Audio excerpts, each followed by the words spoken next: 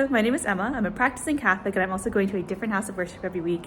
This week I'm going to a Baptist church in Kentucky, which is something I never thought I'd say. I'm feeling a little nervous because I think this is the farthest from my religious tradition that I've been so far, coming from a Catholic church in Massachusetts. But for the same reason, I'm really excited. So I will check in with you after. I am actually really pleasantly surprised. I think that was my favorite church that I visited so far just because the people were absolutely lovely.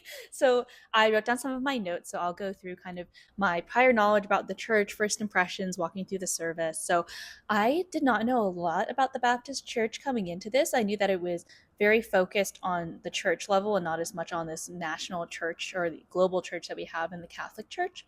I knew that there was some praise and worship. There's probably going to be a longer sermon. I think I felt a little nervous because I think a lot of the media that you see about Baptists are that they're hard right wingers, that they're maybe not the most friendly to people who aren't Baptists. So I came in a little bit cautious about that, but I have to say, luckily, that was that was proven wrong at this church. So walking into the entrance, I walked up and there was this older lady. Her name was Gail. She was lovely. And her first question was, she was, "Welcome. Do you know anyone here?" The website said that they welcomed everyone, but maybe that wasn't true. So I was feeling a little nervous, but soon she was like, "Oh, no, welcome in." She introduced me to her friend, Pat. We were chatting a little bit. Immediately, Pat realized that I didn't know anyone and she invited me to sit with her. And I thought that was so sweet that not only did she want me to feel welcome at the church, but she wanted to be with me in case I had any questions, in case I needed anything. And I thought that was so sweet. And that was the first time that that's happened so far. Um, the service itself started off with, I think, 3 or 4 praise and worship songs. They said they were more old fashioned this week. I didn't know any of them, but they were very nice and it was easy to pick up on them. And then afterwards, there was a sermon. It was about half an hour. So the pastor was gone this week. So I think whoever gave this sermon was a leader in this church. He taught Bible studies. He seemed to know what he was talking about.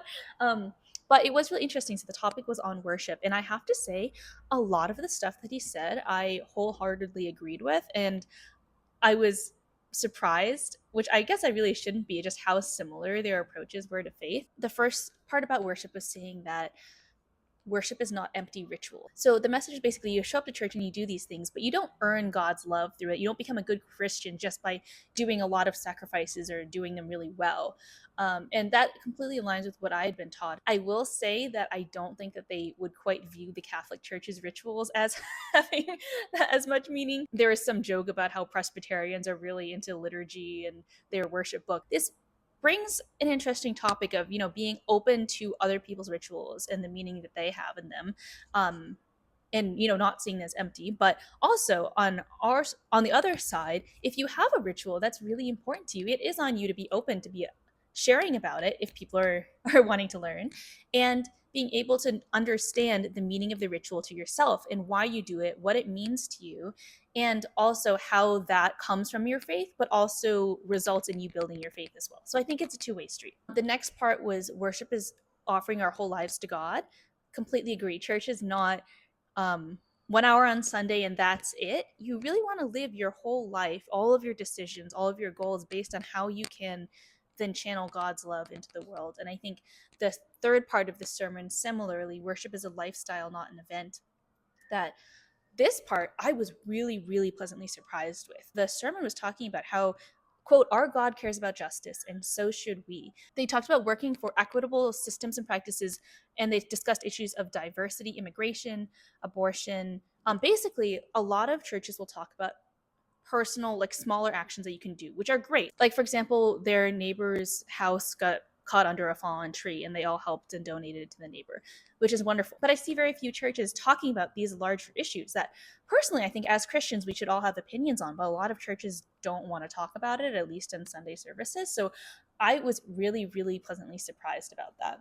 Communion was interesting. So apparently this is a once a month thing, and they were very reverent about it. They included passages from the Last Supper. They're saying that only believers should partake, but they wanted all believers to partake because it joins our hearts together and it joins our hearts to Jesus, which is wonderful.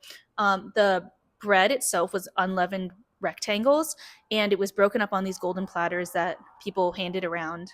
Everyone ate them all together at the same time. Similarly, for the wine, they were small cups and everyone drank it at the same time. I will say it was a little hard to focus on that when there was an electric guitar going on in the background during all of this, but I really did my best to be reverent and to see the symbolic reasons for this. I will say a lot of this I was super impressed. I think the messages that they were talking about completely agreed with what I think about as a Christian, and I think we're a lot more progressive than I expected. And the last part I'll say is that I was really impressed by how much this church welcomed me. I was feeling a little uncomfortable walking in there. I was visibly the only person of color. A lot of people were asking my name, asking if I knew anyone, and I felt a little singled out.